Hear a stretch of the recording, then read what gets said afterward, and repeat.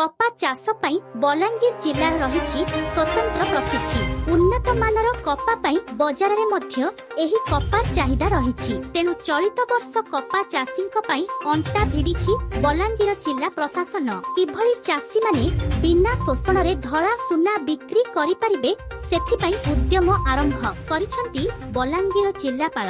बलांगीर जिल्ला रे अधिकांश चाषी कपा चाष करी निजर जीविका निर्वाह करंती। कम पानी ओ अल्प दिन रे एहा भल अमल होइथाय। कम परिश्रम रे लोके भल रोजगार मध्य करिथांती। अधिकांश समय रे कपा बिक्री समय रे चाषी शोषणर शिकार होइथाय। दलाल ओ असाधु कपा मिलरक द्वारा अभावी बिक्रीर शिकार होइथाय। एहाकु रोकिबा पई जिल्लापालक पक्षरु प्रयास आरंभ होइछि। चाषीठु कपा किणुथिबा संस्था ओ चाषीकु नै एक बैठक करिसंती जिल्लापाल। एहा सह जिल्ला रे खूब शीघ्र 3टी मंडी रे कपा किणा आरंभ हेबो बोली से कहछंती। बलांगीर जिल्लार मुख्यतः पाटणागढ़, बेलपड़ा, कटाबांजी, तुरेकेला, टिटलागढ़, देउका अंचल रे बहुल परिमाण रे कपा चाष होइथाय। पाखापाखी 70,000 हेक्टर जमी रे चलित वर्ष कपा चाष करिसंती चाषी। धान अपेक्षा कपा चाष रे भल रोजगार हेउथिबारु चाषी माने एही चाष करिथांती।